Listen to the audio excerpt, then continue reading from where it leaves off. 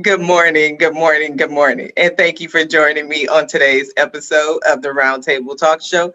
I am your host, Sharifa Hardy, and I have prepared an amazing show for you today. Tune in because you will be taking notes by the end of the show. But before we get started introducing our guests, I'm going to ask you to do what I always ask you to do, and that is to go out and be an evangelist for the show. Text somebody, tweet somebody, inbox somebody, go to your LinkedIn, spread the message, share this show. We are live with information that might just change your life. So while you're sharing the show, I'm going to go ahead and introduce our first guest.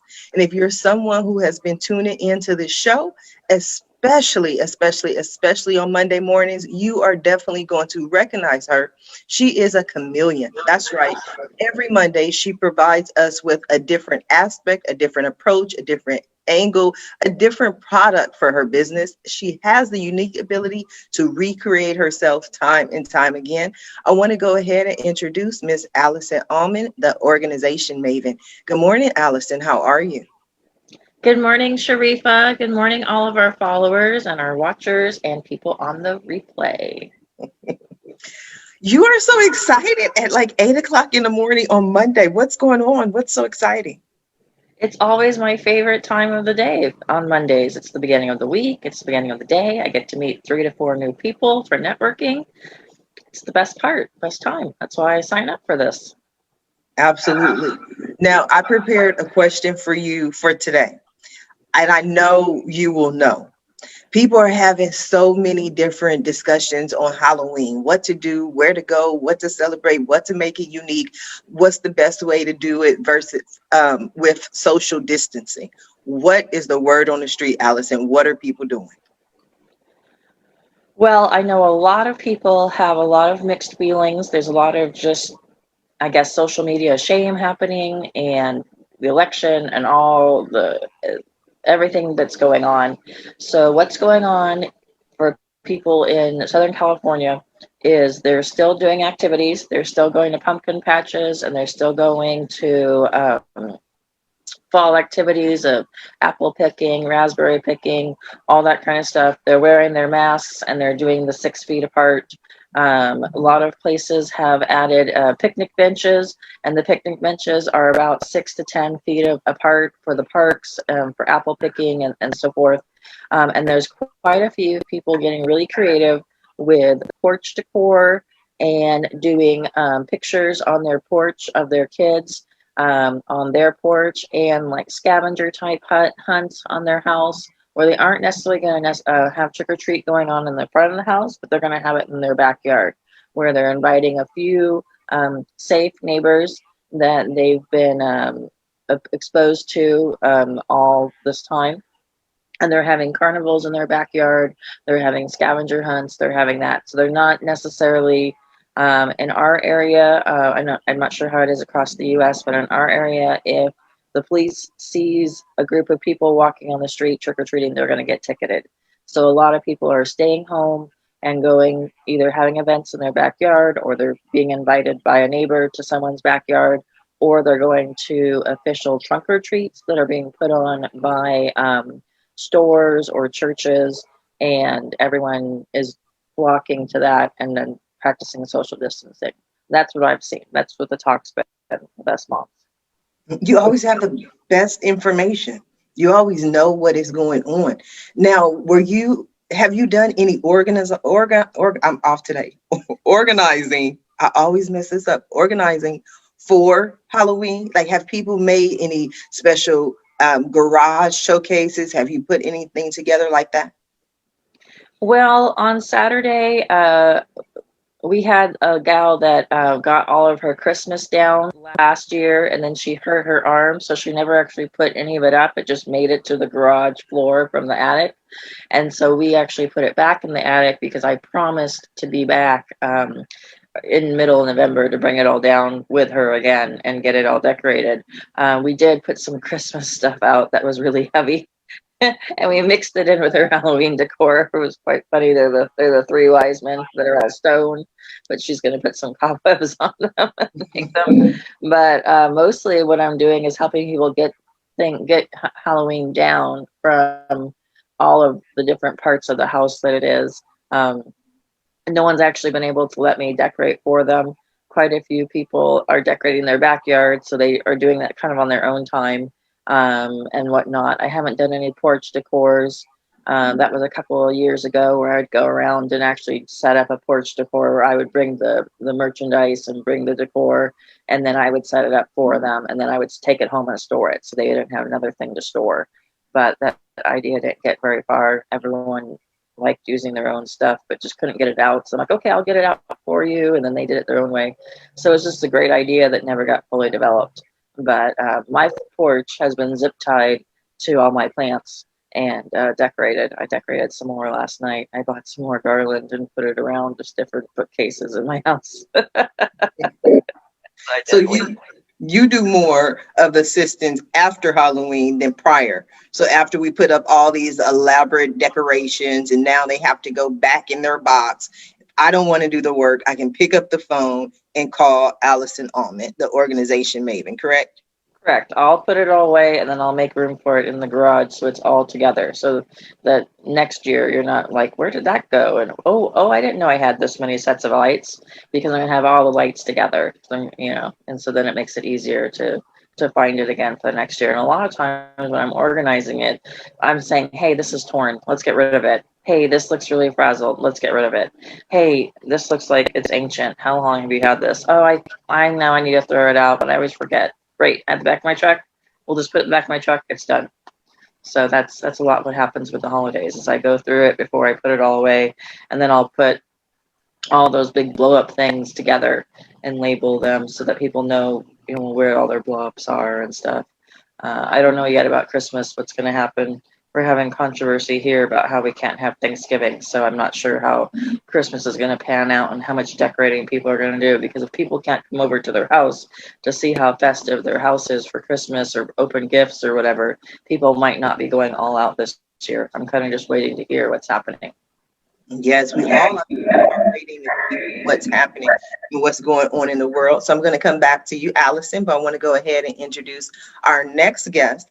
And we were talking about the air and what's going on and what people are feeling and what people are thinking. And there are a lot of people who, for this time, especially the holiday times, it can be very stressful. Our next guest, Ms. Amy Daramis, helps people with what they're going through. She is a clinical psychologist who specializes in mental illness. And we're going to talk about her book, Understanding Bipolar Disease, The Essential Family Guide. Good morning, Amy. How are you? Good. Thank you for having me on the show. You are so welcome. Thank you for joining us. Oh, happy to. Excited. When did you write your book? This was actually a contract I signed like right before quarantine started. Mm-hmm. So I basically spent the spring writing the book and the summer editing it. And then it came out in September. Okay, wonderful. Because I didn't know it. Things tend to be different, whether it's pre-COVID, during COVID, because what have you seen during this time frame, and what are you seeing now, especially like one of the things that Allison mentioned, about the holiday time? What are you seeing? This, I don't have to tell you guys that this is unlike anything any of us have ever lived through. And so people aren't really sure what to do with it. So one of the biggest things that I've been thinking a lot about lately is the number of people that are experiencing things like depression or anxiety in a really severe way for the first time. And, clinically, we're used to thinking of those as disorders. Mm-hmm. It's a diagnosis and you go to therapy, you take your meds, whatever.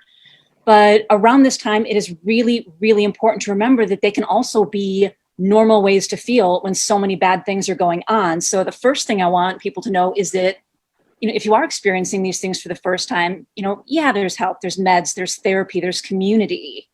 And we can't underestimate community in mental health, but this does not mean that you yourself have something wrong with you. It means you're responding in a very natural way to the amount of stress and the amount of loss that you've had.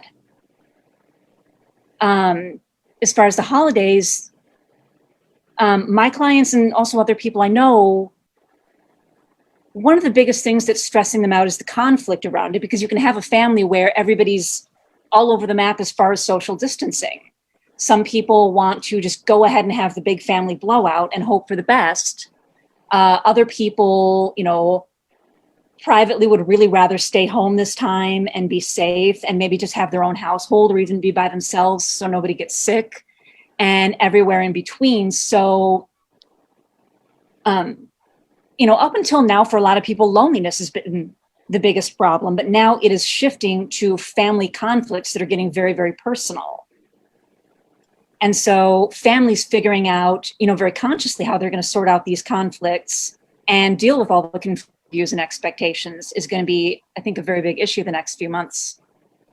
Do you have any recommendations on handling? Because I agree. I have a friend of mine specifically who has been dealing with the whole mask, no mask, whether she can see the grandkids. Now she can't see the grandkids. She has different children. The parents are raising, the grandkids different. Some of her kids will allow her to see the grandkids. Some of them are like, no. So she hasn't seen them for months. So it is definitely difficult for families at this time. Yeah.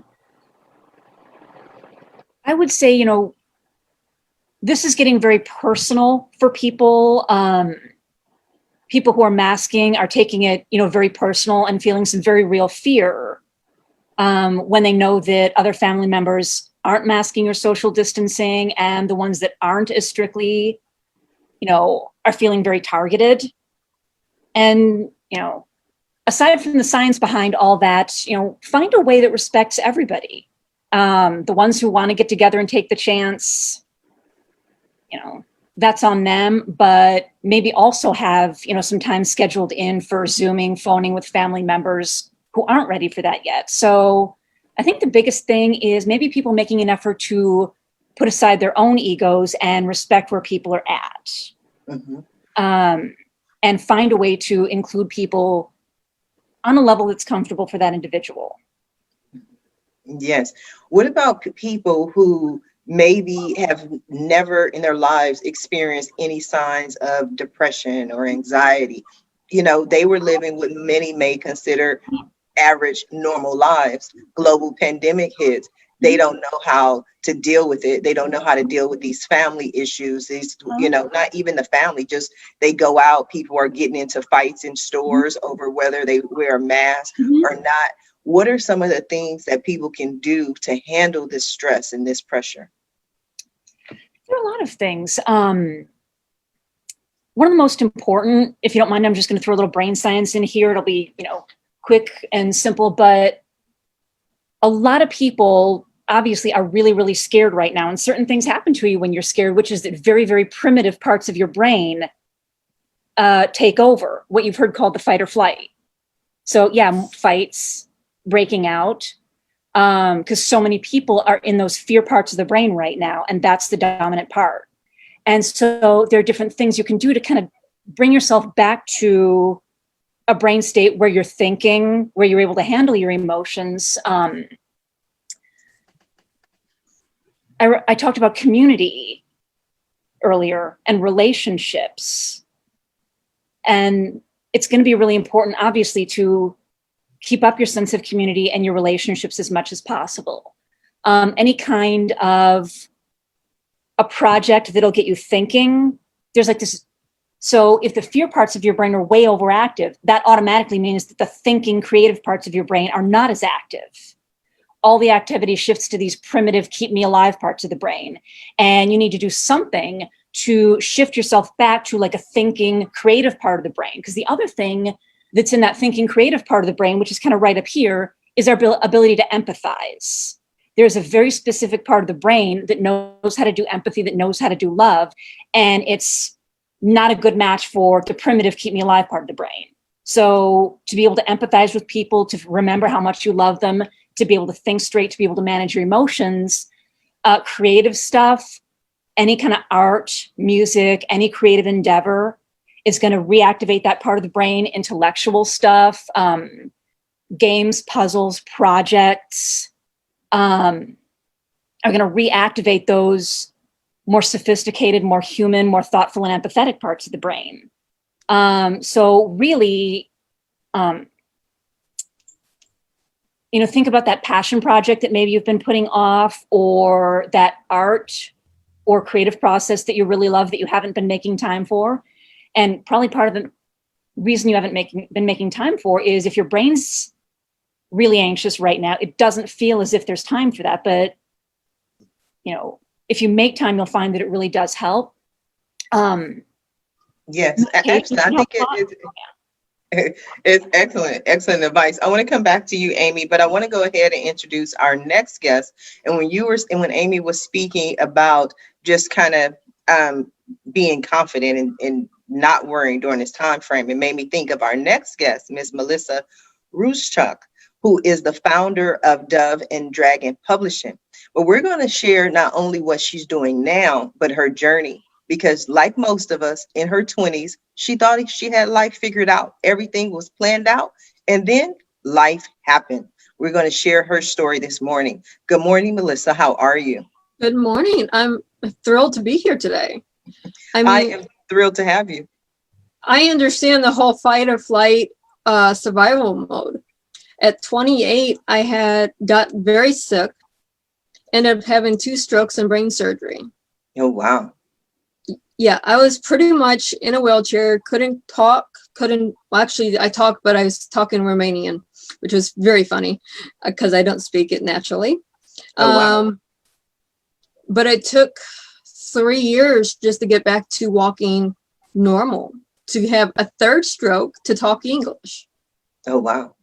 So understanding the fear and everything, the anxiety made some horrible decisions, but also led me on the path of the creative stuff that led me to opening my own company, which sadly is closing at the end of the month because I worked it out with a traditional publisher, took a position in a traditional publishing house, moved all of my authors over to a traditional publishing rather than a small indie publishing, which is much better for them. So it's continuing the journey, but giving me a little bit more freedom to be me. What are some of the things that you're going to do now that you have the freedom to be you? Finish my books. I have 2 works in progress that were supposed to be out beginning of the year. I finally got them into editing. Anyone that knows authors, edit 1 book is a nightmare. To edit 2 simultaneously is, what am I thinking? A nightmare. I understand, because you do all this editing, you get the book done, you get the book out, and you're so proud, all this work, and then someone's like, okay, well, you misspelled this word. I'm like, it's always that one thing that you forget. So I love it. I love the fact that you're publishing 2 books at the same time. So when you went through all of these tragedies that happened to you, your strokes, what made you decide to become a publisher? How did you get to that point of your life? Oh, let's see. 2016, I wrote my first book. So I started off with a small press publisher. They closed within 90 days of signing me. Oh, wow. Went to another publisher. Then I worked into their director of marketing. And there was so much contention over things that I seen as a marketer that I wanted to do versus what I could do. So that led into, okay, I'm opening my own publishing house. I'm going to do it the way I see it. Okay, so it takes money. So it wasn't doing exactly what I wanted, but it gave me the premise of what needed to be done to be able to work with this publisher that I'm doing now. So it's all a building block. It was just steps that you took to get to where you wanted to go. That's a beautiful thing. That's beautiful. I'm going to come back to you, Melisa. I want to go ahead and introduce our next guest. We've been talking to the lovely ladies. So now we're going to bring the gentleman into the show. After 25 years of personal development training, he is now a peak performance consultant, Mr. Anthony Drago. Good morning, Anthony. How are you? Anthony, you're on mute. Talk to me. There we go. That's better. Good morning. Good morning. How are you? I'm doing wonderful. Everyone, I'm very happy to be on the show with everyone and share some knowledge. Yeah. So what if I have to go prove something? Is that a good thing? It is. And the title of the book, Go Prove Something, it's actually the name of my company as well. It's GPS Lifestyle. Mm-hmm. And what I realized, I've been working with basketball players for about 15 years, and I was teaching them about personal development and speed, agility, and quickness.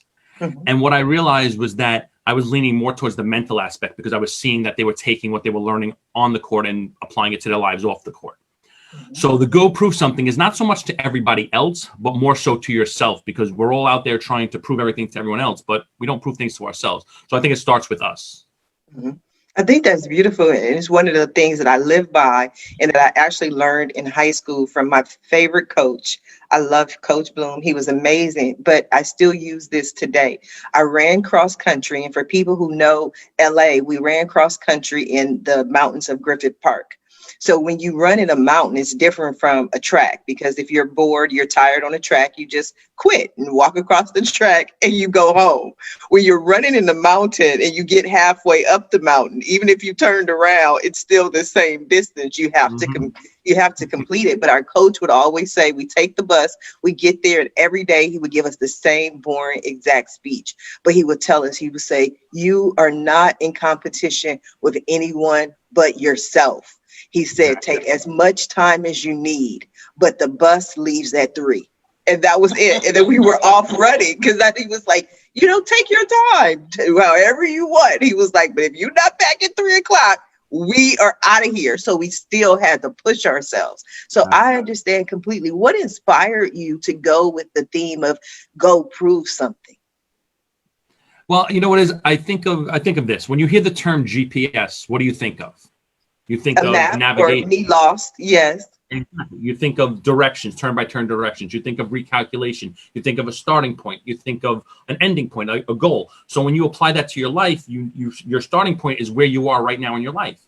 Mm-hmm. The turn-by-turn directions is what I can provide based on what you're looking for. That's including setting your goals and where you want to go. And then the biggest part of navigation of anything is the recalculation. Because you say that a plane takes off and it's on course 5% of the time. 95% of the time, it's off course. It's just a matter of getting back on course. But most people get to that one thing and they turn around and go back. And imagine a pilot taking off, from New York to San Diego, and 5 minutes in, they turn around because they went off course. So it doesn't make sense. So I'm looking at it like I can provide that GPS, that roadmap to from where you are to where you want to get to. So what is this, a personal roadmap, a business career roadmap? Well, it starts with personal, because, Tony Robbins, I know, I'm sure you guys are familiar with, but he had a great quote, and he said, when people fail in relationships, they want to know why they fail and why they're always attracting the same kind of person, whether it's personal or business. And what it comes down to is you're taking you with you into the new relationship. You're taking all that baggage that you've had from previous relationships, business or personal, and you're bringing it into your new relationship. So rather than leaving that outside the door, you're bringing that into it. So all those problems or issues that you had previously now fall into the new relationship. And that's why you're attracting the same people. You're looking for what you're comfortable with in your comfort zone, so to speak. Mm-hmm. So what are some of the steps? If we read the book, I know we can't give all the information away, but what are some of the steps that someone can do to attract better things into their life? Well, number one is you have to have a foundation. The premise of the book is I use the backdrop of building a house to show you how to build your mind, your body, and your skills from the ground up. Mm-hmm. So when you're building a house, it doesn't matter how old you are, it's a foundation. So you have to build that foundation. And it starts with, number one, your mind, your belief in yourself. Because if you don't believe in yourself, why would anyone else believe in you? Mm-hmm. Then it's your gratitude, being appreciative of what you already have and not just taking for granted what you do have. Mm-hmm. And then it's your desire for more.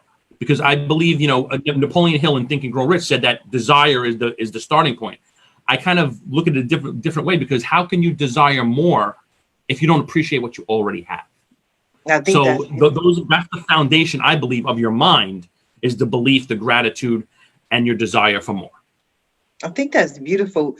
Amy, when you hear Anthony explain that, what are your thoughts? I was just thinking about something we talk about with people who are in bad relationships or who consistently get into jobs that are bad for them and they want to know why. We have a tendency to walk a familiar road. like given a choice between a road that's bad but familiar, we know there's trouble down this road, but we know exactly how to manage it, and a road that's new and scary and it might be so much better, but we're not 100% sure we can handle it. Most people without help will take the familiar road that they know is going someplace bad, and they might not be doing it consciously. But Anthony's absolutely right about that, that you have to put some conscious effort and really, recognize that it's okay for you to feel some anxiety, that it's okay for you to have to learn some stuff, and, get some support around you if you are going to take that new road, because no matter how good it is, new is scary. Mhm. So it's more of the devil, Exactly. Yes, yes. Melissa, what are your thoughts when you hear Amy and Anthony? Oh, I agree 100%. Personally, I just entered a new relationship during COVID, and it's completely opposite of every relationship, even family relationships that I've ever known. And it scares the living daylights out of me because it's so new and so not what I'm accustomed to. We're having a conversation last night that go slow with me because this is new ground for me. It's scary to me, but I have to break those boundaries within myself to move forward. I think it's wonderful that you're able to verbalize that, though. I think so often people are unable to verbalize the fact that I need to go slow, that I am afraid, and they usually react in some kind of emotional way that may cause more harm than good to the relationship. You're nodding your head, Amy. I just agree with what both of you are saying. I had a great mentor, Antonia T. Smith and Brad Blazer, who have mentored me for self-help and business coaching and personal development. So with them, they have been helping me break down barriers that I never realized I built for myself. Yes. So Anthony, Melissa talks about breaking down these barriers. She talks about her new relationship, being afraid. What are your thoughts on what Melissa had to say? Well, I think that after I wrote my book, I kind of read it again myself, and I went back and I said, you know what? I was like, I'm missing something. I start off with the construction phase, so to speak, of the house, assuming that the planning was done and you had the blueprint. So I went back and I said, I need a blueprint to get to the construction phase. And that, what I think is the one word, in my opinion, that can fix all the problems in the world today, from politics to race relations to relationships, is communication. When we were speaking prior to the show, we were speaking about having conversations, right? We don't have conversations anymore. What happens is people generally are waiting for the other person to finish speaking so they can tell them why they're right and how their point is better. You see it with the debates in politics. You see it with, the fighting of the different races. No one is there with an open mind to listen. And I think that's the problem. People don't speak to each other with the intent of understanding. It's just to get through the conversation so they can make their point. And I think that's a problem. If you can sit down with people and basically explain to them what your point is, then you know what? Maybe they'll have a better understanding. They still might not agree with you, but the term, disagree, I agree to disagree doesn't exist anymore. Now it's I'm right, you're wrong. And if I'm wrong, if you're wrong, you're a racist, or if you're wrong, you're this person, you're fighting against this one. It doesn't make sense. And I just can't put my mind around it, how we can't just have conversations with each other. Interesting point. Allison, do you have any response? Well, not particularly to what Anthony just said. I mean, it's agreeable that we're not having conversations anymore. There's a lot of conflict going on. The election, everyone's all worked up about the election. But when Anthony was talking about going into relationships with the baggage and everything, a lot of times when I have conversations with other people, they're like, I don't understand what's wrong. I met another, idiot or another jerk or whatever. And I'm thinking, you're the common denominator in all of these relationships. So you keep going through all these people, and yet you're not, fixing any of your stuff. You're going in just, you're bailing on the previous thing, not having any personal time to have closure on anything. And then you jump into the next relationship and then you wonder why it's all messed up. And I'm like, you're the common denominator. Usually they stop talking to me after I say that and point that out. So, but when Anthony did it, I'm like, oh, Anthony. It sounds better when Anthony said it, I guess. Yeah, he said it way better than me. I usually say it like in the tough love, but at the same time eating ice cream with whoever I'm talking with, so that, it's and then that's the last time I get invited to eat ice cream with them. And because they want to have a pity party and, slam all men and so forth. And I'm just not on that train. I just, I guess I have more personal growth than them. So I know that I have baggage. And so I'm still working on all of it. What are some of the things that someone can do to work on their own personal baggage?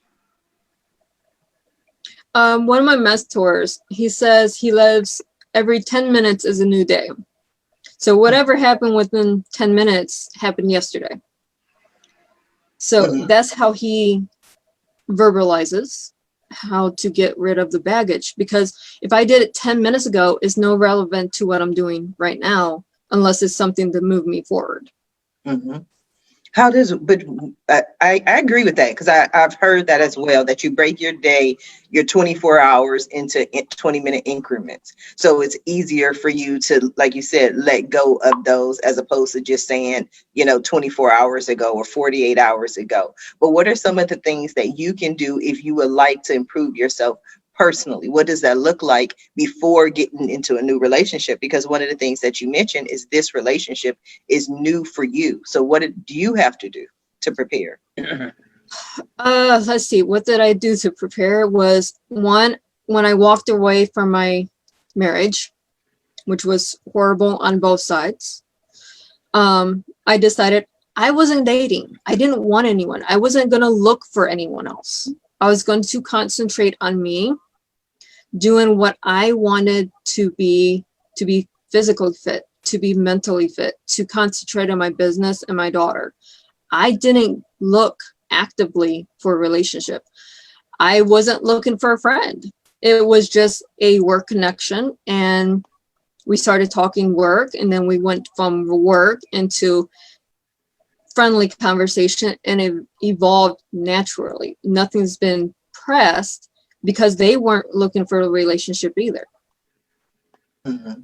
I think that's wonderful. I think I want to talk to Amy real quick. A lot of times we put a lot of pressure on ourselves to have the perfect life, to have, we have a lot of regrets. So, maybe it's that high school football player who always thought that he was going to be in the NFL, and now he's looking at his life and he sells shoes at the shoe store. It's like that adds a lot of pressure on us and makes us believe that life should be or could be different. What are your thoughts, Amy? And that was a great example, because honestly, selling shoes is honest work. Mm-hmm. So there's a lot of shame around some things that doesn't absolutely need to be there. So what's so terrible about selling shoes? It might not be what you want for your life, and it's totally okay to progress, but also, to recognize that you're doing a good job at being where you're at. And, I really empathize with what Allison was saying about people are just sitting there, complaining, blaming everybody else, blaming men for the relationship problems. But sometimes for somebody to change, they first have to believe that they genuinely are okay the way they are, and they can want to be different. And that doesn't mean they're not going to improve their life, but shame, the belief that you're not okay, is a lot more likely to hold you back. So as a therapist, sometimes one of the most important parts of my job is always just to listen, to validate, to make that person feel like they are okay, they're a worthwhile human being the way they are, and develop their ability to believe that about themselves before any real change can happen. Mm-hmm. I think that was an excellent point. It's an honest living. There was the actor a few months ago who was on the Cosby Show. And someone saw him, he was working at Trader Joe's, and they took a picture of him and shamed him basically on social media. And then he got a call for like this big role because they noticed him, but he was, he was on the Cosby Show, but people were like, wow, you used to be here and now you're down here, and they try to shame other people. But guess what? Now his career took off because somebody tried to make him feel bad for working at Trader Joe's. And that's what everyone said. It's an honest living. You know what I mean? I believe, because I'm a shopper. Allison knows me. Like, I'm always talking about all these little things I purchased. I posted my green screen. And I always tell people, as long as you earn an honest living, I really believe you should be able to have whatever it is that you want to have. That's my thoughts on it. Exactly. I have a friend that was a professional football player. He walked away from the contract. Everyone shamed him for walking away, but he decided he wanted to go coach kids instead. He wanted to go to the high school and to the college level and coach the kids. He didn't want to be the NFL player in front of millions of people playing a game when he can touch the lives of a few hundred kids and actually get them to get their life straight. I think that's beautiful. I really do. I think there's a lot of honor in that. Sharif, I actually have a fantastic story about exactly what we're talking about. Probably about 15 years ago, when I first started training basketball players, I had a young man come over, and he came over from Africa. Strictly his goal was to go to the NBA. His name was Julian Bendeke. And I started working with him, with my mentor, in his mind, about his body, about his skills. He got really good as a basketball player. He worked his tail off. He wound up going to college down in Florida for a while. I think it was Globe College, if I'm not mistaken. He did okay. He didn't do great. Then he wound up hurting his knee. Now, he was coming back, and he had some people looking at him possibly to go overseas. But he said, you know what? He goes, I don't feel the drive and the passion to do it. So I'm not going to do it. So now he could have went back home to Africa and said, hey, he probably would have been a hero. Like, oh, you did this, great. But he said, no, he goes, I want more out of life. He said, so what he did was he busted his butt in the classroom just as hard as he worked in the gym. And now he's a microbiologist for Keurig Dr. Pepper. And he calls me Yoda. he's like, Yoda, he goes, you have no idea what I have done without you. He goes, every time I think about it, you always pushed me in the right direction about life, not just basketball. Because there were times we would just be training basketball, and I would stop and talk to him for 15, 20 minutes. And this is all the kids. That's what pushed me to the personal development area more so.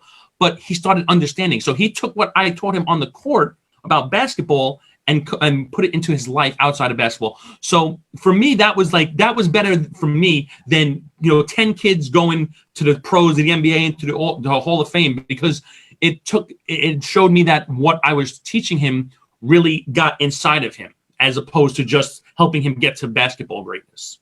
I think that's beautiful. I think we need more teachers like you. You ain't kidding.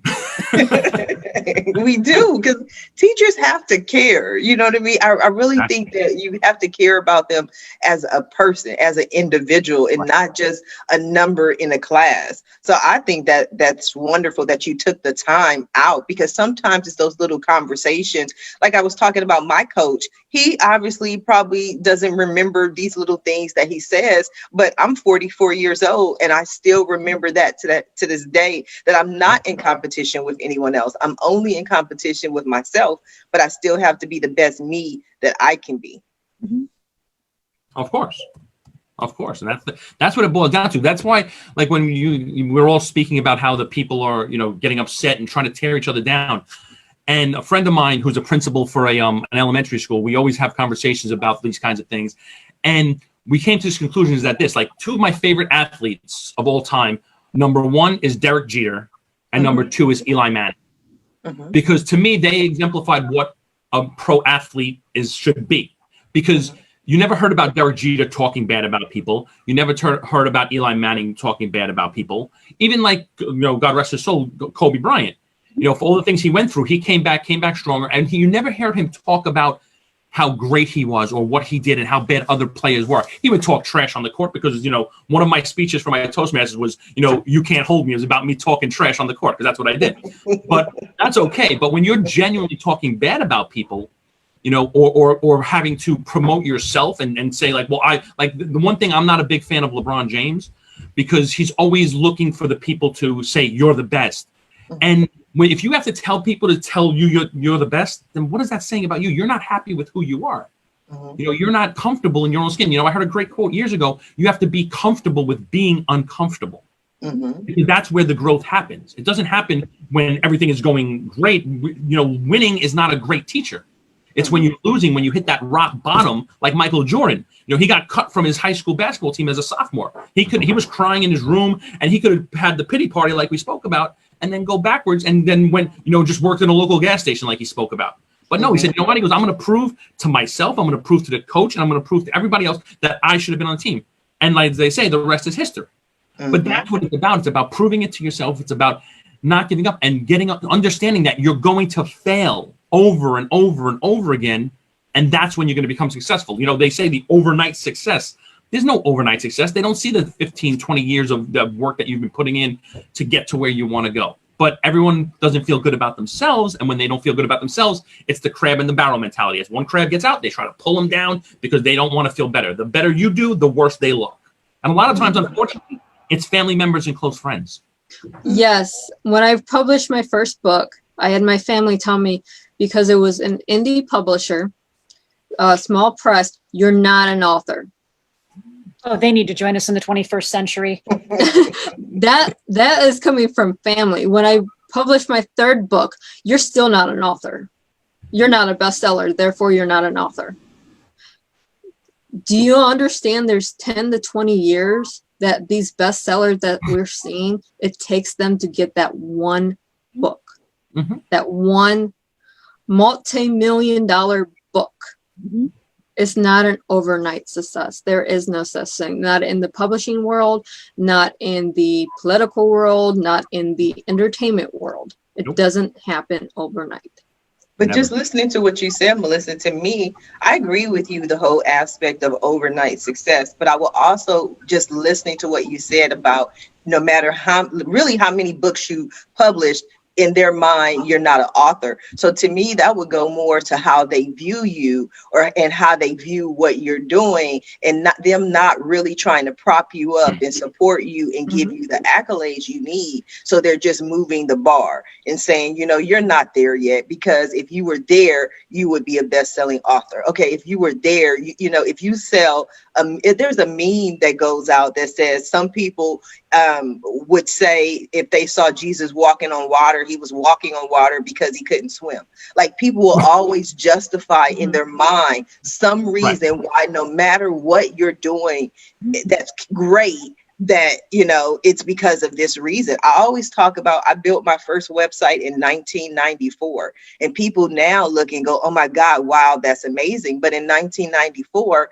when I wanted to be a stay-at-home mom to watch my children take their first steps and say their first words, people said I was lazy.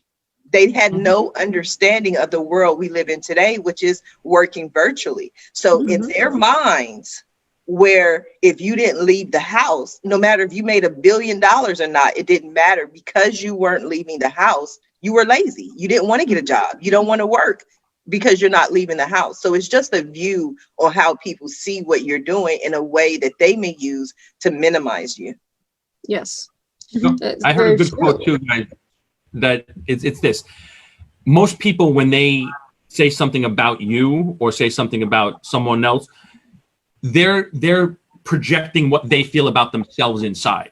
They couldn't see themselves being an author, Melissa. They couldn't see themselves putting in the time and effort that you did to write not only 1, but 2, but 3 books. That takes a lot of work, and people don't.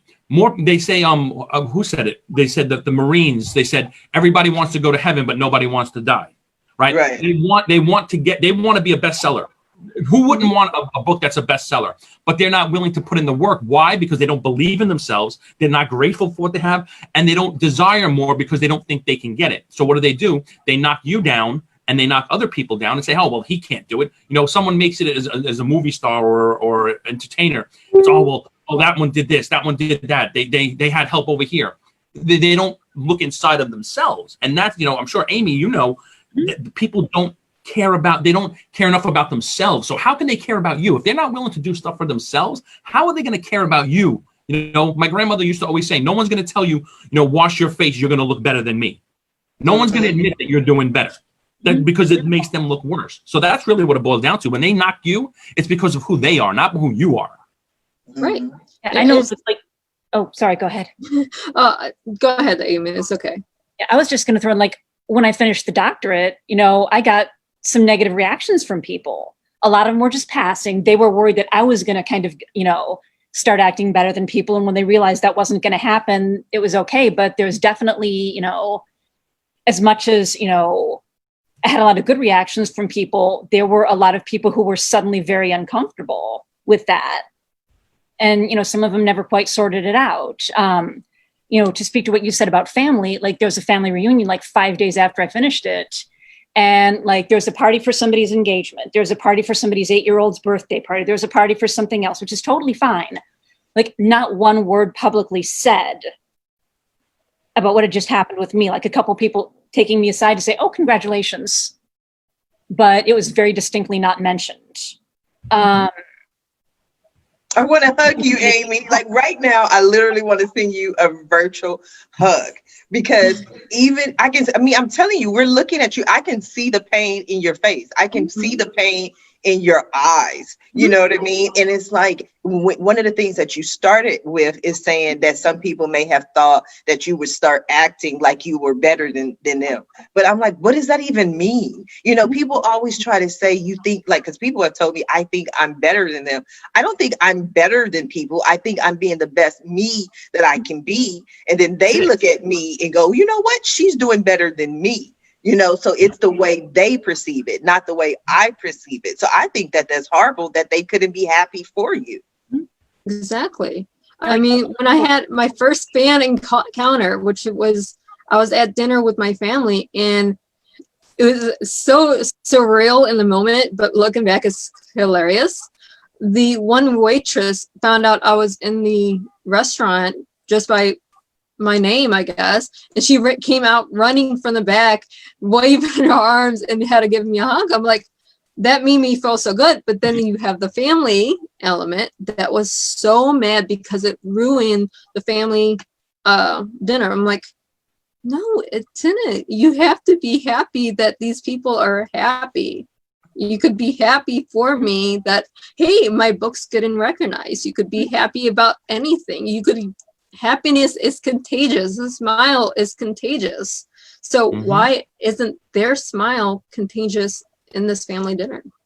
Yes, I agree. Because Allison Almond, her smile is contagious. That's why I love when she's here with me on Mondays, because she always makes me smile, makes the day much brighter. Allison, no response. I can't poke you today. Oh no, I just back with more talk about the family. My family is super toxic, so I don't do a lot of association with my family, but it is a common thought, I guess, within my family that I'm not a home organizer. I'm a housekeeper that does laundry. And as a result, I don't know anything about organizing. I don't know anything about packing and unpacking. I don't know anything about decluttering to get a house ready on the market. My brother, he was moving a couple of years ago, and people pay me thousands of dollars to pack them up and unpack them. And he comes along and says, I need help packing my house. You know, can I get on your calendar? And I go, no, I'm totally booked up. It's Christmas. Everyone's already paid for the month. And I'm actually moving this huge house from one part of Newport to another part. And so he goes, so I can't get on your calendar? I'm like, no. And especially if you don't want to pay me, like I can't bump my paying clients for family. So I happened to get a couple of days off from my client. She pretty much had booked the whole month with me.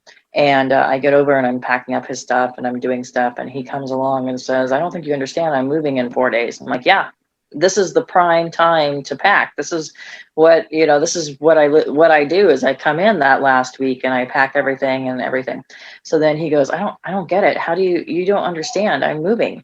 And I'm like, people pay me thousands of dollars to pack and move them. I totally know what I'm doing at your house. 3 days is more than enough to pack up your 6-bedroom house. And he goes, well, what do you know? You're just a housekeeper that does laundry. And I go, what? I just started laughing at him. I was like, where did you get that notion? He goes, oh, that's what mom says. That's what mom tells everyone in the family. I'm like, you don't go to my website? You don't go to Yelp? You don't Google me?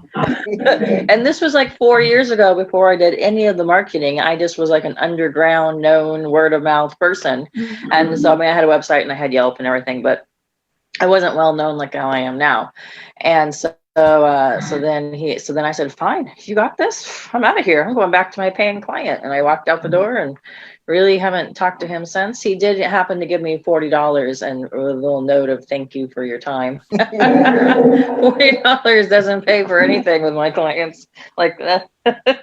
So, and that's pretty much it. And my mom is still telling everyone in the family that I'm a housekeeper that does laundry. And I'm going to be on TV in 2 weeks. You're going to be on TV. Yep, I'm going to be on CBS LA. It's a show called Destination LA, and they feature local businesses and restaurants and interior designers and just like the best of LA and Orange County. I have told several family members about my air date, and they go, "Oh, that's nice." I don't know if they're tuning in. It doesn't matter when you have a toxic family, what you do. It doesn't matter how many interviews you do, what TV station you're on. It's toxic. It does in their mind that you're still this person that, oh, you're sick if you think you're doing this. Yeah.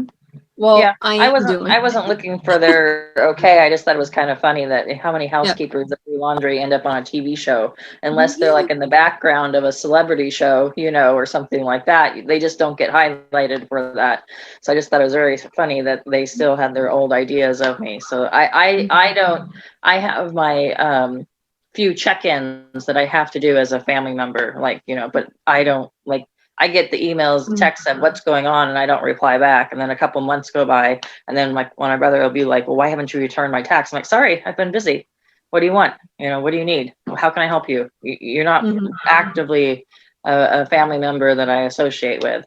So, what do you need?" See, I've broken it down. I have relatives that don't matter. And then I have family. Family is the ones that I have a connection to, and they don't necessarily have to be a blood relative. There you go, Melissa. That's exactly 100% accurate. That's the way it is. I can relate to everything you guys are speaking about because within my family, my wife and I, to give a little quick background, we were trying to adopt a child for over 5 years. And whenever I would go to my family get-togethers, right, a lot of times it would be people that were complaining about their family, complaining about their kids, complaining about their children, about how they're not doing this or doing that. Now, mind you, my wife and I are sitting here trying to adopt a child. So what do they say as an adult, a respectful adult? What do you do? Rather than say something and get into an argument, you remove yourself from the situation. And that's where it comes into where everyone is saying, "Oh, you think you're better than me. You think you're better than us. Oh, because you're not interacting." We don't have anything in common with what you're saying. So what would you like us to do? Not once did anyone ever ask us, "Oh, what can we do to help?" We had a website, we had cards made up, and no one ever offered to say, "Hey, listen, what can I do to help out? What can I do?" Never. And it's like, you want me to go down to your level and to communicate with your people, but you're not willing to see what you can do to help. More people don't want to help. They want you to help them. That's because it goes back to them not feeling good about themselves. It goes back to them not being grateful for what they have. And it goes into everything. So the foundation of your life, you need to be who you are. You need to be comfortable about who you are, what you're about. And then you can go out and go into the world. And like what you just said, Melissa, it's not, I have my wife and I's family. We have our family, her sisters, she's close with, like you wouldn't believe. They live in Florida and they can, take the kids, do whatever they want to do, and that's it. Our close friends up here are like our family. My family lives about 40 minutes away. Don't even really talk to them ever. Why? Because why do you don't want to bring that toxicity into your life. You want to be able to, they say you give what you have inside of you. Why would you want to invite that into your life when all it's going to cause is heartache? My son now is going to be 7 in less than a month. And can I tell you, my wife's sisters from Florida have come up here and we went down there and seen my son more than my family has. It's mind-blowing. It's mind-blowing. But that comes down. I don't, when they say, "Oh, well, you think you're better than us," you don't think you're better than someone else per se. But in the same breath, don't we all try to do the best we can be? And you want to do that and be who you are, be the best you can possibly be. Yes. If you're not, you're not, like you said before, but your coach said, you're not in competition with anyone else. You're in competition with you. You're your only competition. And that's what they don't understand. Everyone, but again, it goes back to the way they feel. They have to go back and, well, he thinks he's better than us, or she thinks she's better than us. It's not about that. That's on them. I've learned to grasp the concept that that's on you. If that's what you want to think, that's on you. I'm not getting into that because it's not about that. Yes, Yes, I definitely cut- agree. One of cut the the things that I cord. always talk about is how you can I love everyone. I love everyone in my family. I've just learned to love some of them from a distance. I have truly enjoyed today's show, and I always talk about this every show. That's why I love doing what I do. I love doing this show because we never know where the conversation is going to go. An hour later, we've had the best conversation I've had in a long time, and that's what happened here today. We always see a common theme, and we've all dealt with these situations with our family and with other people. And so it helps for us to share it together. Now we are coming down to the last few minutes of the show. And what I love to do at the end of every show is just simply allow my guests the opportunity to speak directly to the audience, to everyone who is watching this show live, as well as everyone who is watching it in the archives, and simply let them know what you want them to take away from your appearance here today. And we're going to start with you, Melisa. Well, I do a little bit of self-help. Talk to a lot of authors, self-help motivators on my own podcast, which you can find on YouTube. Generally, it goes to radio stations and everything else. But you can find all the archives on YouTube, and you can just find that under ML Ruscsak, my last name. But also, if you want to find my fantasy books, you can go over to Trient, TRIENT, press.com. They are the traditional publisher I'm now with. And if they're an author, there's a lot of mentoring that can be done because there's nothing that happens overnight. It takes a village to promote you. And where should they go if they want more information? TrientPress.com. Absolutely. Amy, what do you have for us? Okay. So the biggest thing to take away is, the importance of community in your life, of family, however you define that, whoever's your real family that supports you.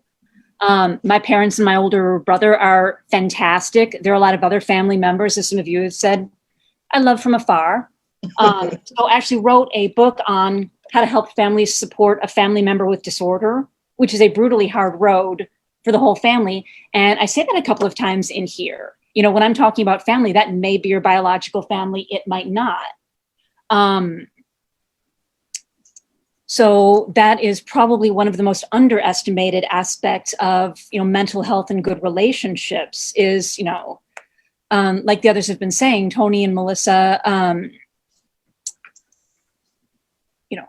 who's your real family who really supports you? Mm-hmm. And sometimes it's necessary to keep some people at a distance, even when they're biologically closer to you. Absolutely. What's the name of your book and where can we pick it up? Understanding Bipolar Disorder, The Essential Family Guide. It's on Amazon. It's on Barnes & Noble. If you want to support a smaller local bookstore, it's on a website called Bookshop that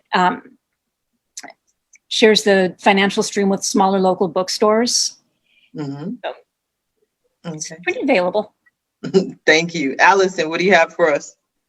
Okay, well, this was another great Monday. I'm so excited and pumped up for my week. I'm in the middle of decluttering a house to get it on the market. It's going to be on the market soon, and so every day I'm decluttering it. So I'm always looking to help people in Southern California where they feel overwhelmed or anxious, or they're just too busy, which sounds almost silly to say because of the pandemic, but there's quite a few people that are getting back into their lives. Their kids are going back to school, and they just don't have any time to organize before the holidays or get all the decor out. The best way to get in contact with me is to search the organization Maven. If you make it as the @ the organization Maven, all my social media handles will come up with how to contact me, how to see my before and after pictures, see my reviews, see my blog. I just kind of have all these different social media outlets. That's the best way to get a hold of me, and I just look forward to next week. Yes, I look forward to it. Anthony, what do you have for us?